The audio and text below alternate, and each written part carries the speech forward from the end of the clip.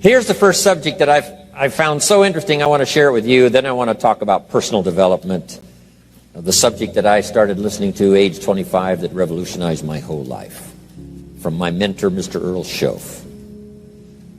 Here's an interesting subject. Just jot it down now. It's called enlightened self-interest. Enlightened self-interest. It's a fascinating study to study the idea of self-interest. But just make this note, all of us, have self-interest. The key is for it to be enlightened so that everybody wins and no one loses. Our first interest is to survive. What does it take to survive? Our second interest is to succeed. What does it take to succeed? What does it take for me personally to survive and to succeed? Can I legitimately be interested enough in the things that help me both succeed and survive? And here's what I discovered. The answer is yes. It's possible to exercise self-interest, but to do it in such a way that no one loses, everyone benefits. Key phrase. Life was not designed to give us what we need. Life was designed to give us what we deserve. We do not reap a harvest in the fall because we need it. We reap a harvest in the fall because we deserve it. Not necessarily from a moral standpoint. Of course, there are some moral laws as well, spiritual and moral laws. But just the basic laws that simply say if you wish to reap, you must plant. So jot this down. Reaping is reserved for the planters. And the reason they reap is because they deserve it. They're the planters. They deserve to reap. Interesting Bible phrase that says, if you keep knocking, you'll find open doors. Good phrase to jot down. If you keep knocking, you'll find open doors. Doors of opportunity. Doors of a chance to meet someone. Doors open for association. Doors open to find someone special. Doors open to find a unique business colleague. If you keep knocking, the phrase says, doors of opportunity are open to those who continually knock. So we don't find open doors of opportunity because we need them. We find them because we deserve them. Only those who knock deserve to find an open door. But the promise is, if you continually knock, you'll find doors of opportunity. It says, if you search, you will find. So make the note, it's good. Finding is reserved for the searchers because they deserve it. Now, at first they may have needed it, but they now know that just needing it is not sufficient. But if they need it, now they must qualify for it. The reason why you're going to be blessed with good ideas this weekend is because you've come searching. You've gotten on an airplane to come searching. Got in your automobile to come searching. You got here searching. Now you're ready to receive. And for those who search, they will find answers. They will find plans, imagination to stir yourself into action for future benefit. So if you search, to find a good idea, you must go looking, go searching. You've got to go to church. You've got to go to class. You've got to go to the seminar. You've got to go to the library. You've got to go to the books if you wish to find. Rarely does a good idea interrupt you. Rarely. But if you will search, you will find. So we get not what we need, but we get what we deserve. It says if you ask, someone has an answer. If you keep asking, the answers belong to you, because by virtue of asking, you have qualified.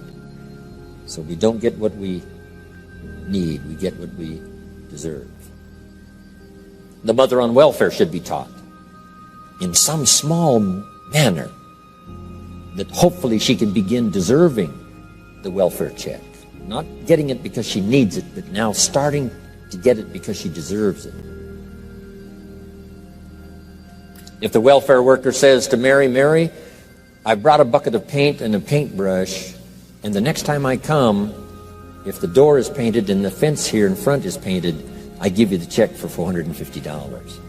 Not that painting the door and painting the fence is worth $450. It's not worth that much, but it is the beginning of the process. So make that note.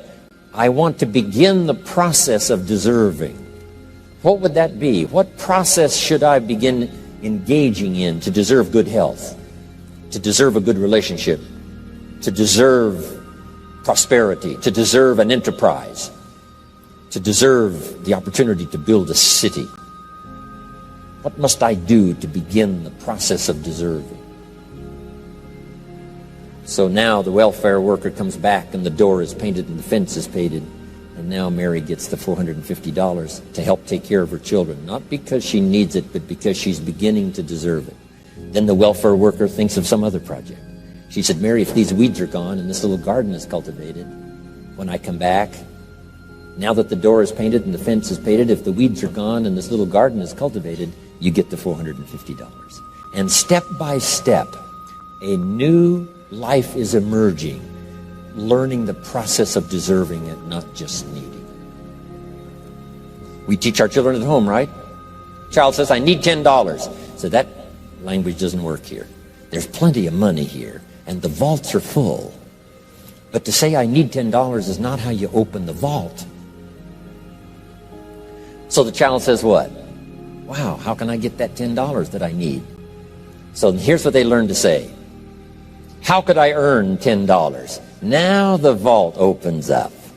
Now the money starts to flow. How could I earn $10? What could I do to earn the money? Not to get the money because you need it. Maybe you need the money. That's, all of us have needs. But here the key is to figure out how to open the vault, how to open the bank, how to open this unbelievable flow of resources to come our way. And here's the key: to deserve it, not to need it.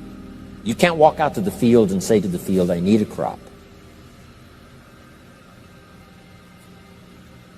Here's what the field says. Here's what the ground says. Who is this clown that brings me his need but brings me no seed? So jot that down. Take your seed to the marketplace, not your need. Don't disclose your need to the marketplace, only your willingness. We'll talk about that a little later today. Because the marketplace is not interested in your need, but they are interested in your seed. They're interested in your willingness to work. They're interested in your disciplines. They're interested in your eagerness. They're interested in your vitality and your work ethic. That's what the marketplace is interested in. Not your need, but your seed. Okay. We get what we deserve. Old Testament God says, if you'll move toward me, I'll move toward you. See, that's how you get those occasions to meet God. You must make the move. God could say, you don't move, I don't move. You say, well, that's arbitrary. Well, when you're God, you can make it that way.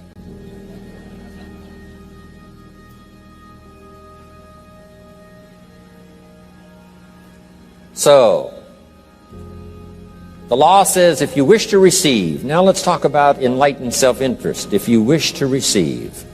And we would call the wish to receive self-interest. But if it's enlightened self-interest, here's what it says. I understand that in order to receive, I must give. Receiving is reserved for those who give. Receiving is not reserved for those who need it. It's reserved for those who deserve it. We deserve the receiving by giving. In fact, there's an extraordinary phrase in this little context, and here's what it says. It's better to give than it is to receive. Now, the uneducated person would find that difficult to ponder. Why would it be better to give than it is to receive? So let me give you one of the better phrases for the day. Here it is. Giving starts the receiving process. So, of course, it's better to give than it is to receive. How much receiving do you wish? You must start the giving process.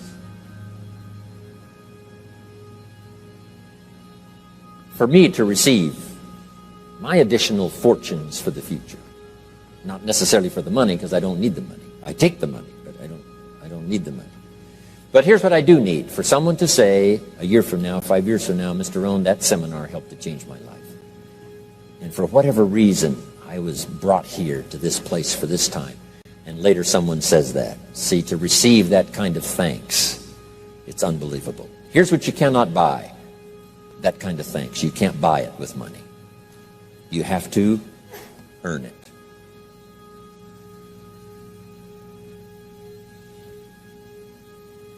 Now let's expand a little further now. That it's called the law of riches and wealth. In our own self-interest, if we wish to be rich and wealthy and prosperous and healthy and all the valuable things we can think of for the human experience, how could we get there? It's understanding the law of enlightened self-interest and the law of deserving. The question was asked in the Bible, how can we be great? What is the key to greatness? Great wealth, great return, great accolades, trophies to put on the mantle above the fireplace. How can we get great respect, great riches, great abundance for ourselves? How can we get that? And the answer was given, and here was the answer. Find a way to serve. Find a way to serve the many. So I paraphrase it to read this. Service to many leads to greatness. Service to many leads to greatness. Someone says, well, about the best I can do is take care of myself. That's okay. Self-care, has its own reward, but it's very limited. Somebody says, I can't be worried about other people's problems. I got enough problems of my own. That's okay. Self-defense is okay. Self-preservation is okay, but it has a very limited reward. If you wish to change that into abundance and prosperity and uniqueness, then here's what you must do. Help solve other people's problems. Help find answers for someone else, not just for yourself, but for someone else. And in that kind of service, you now begin the process of greatness.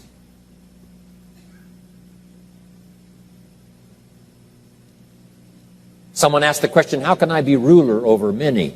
How could I manage a lot of people? How could I be the leader of a vast movement or enterprise? Here was the answer. Nothing wrong with that wish. We call that self-interest of the highest kind. Wishing to be the manager, the ruler, wishing to be presiding over many people. Here was the answer. Be faithful when the amounts are small. Be faithful when there's just a few. Be disciplined when there's only a few. That starts to entitle you to someday be ruler over many. You say, well, if I had a big organization, I'd really run it with a strong hand and I'd be a fabulous leader. But I've only got a few and I don't know where they are. See, that's not going to work. If you wish to preside over riches, you must start when the amounts are small. Someone says, oh, if I had a fortune, I'd really take good care of it, but I've only got a paycheck, I don't know where it goes. See, not knowing where it goes disqualifies you now for presiding over the fortune. We've all heard that, right? I don't know where it all goes. Did you ever hear that expression? Oh, we'd love to have you run the company. You don't know where it all goes. Somebody says, it just gets away from me. Oh, we'd love to have you run the world, right? It just gets away from you. Somebody says, it's only pennies and it's only a few. Here's where you begin to qualify for abundance and riches and greatness and respect, is to be disciplined when the amounts are small. Someone finds it unique, right, that this many people would come and hear what I've got to say for a whole weekend, but this is not where I started. I started with just a few, but I was so on fire with the few, trying to translate for them in my awkward ways back then. What had happened to me? My life got changed, my income got changed, my health got changed, everything got changed for the better. And now I've lived the most extraordinary life, but it started with my passion for just a few, to translate for just the few. Someone says, well, there's just a few here, does this meeting matter when there's only a few? And the answer is yes. Jot this down. You never know who's in the audience, whether it's a few or 1,000 or whatever. But you got to be faithful when there's just a few. Tell your story when there's just a few. Be just as passionate about ideas that can change someone's life when there's just a few. Now you begin. You're not fully qualified, but you begin the qualification to someday speak to many. Someday preside over a vast crowd. Someday be the manager or the leader of millions. It starts in those early days. To deserve it,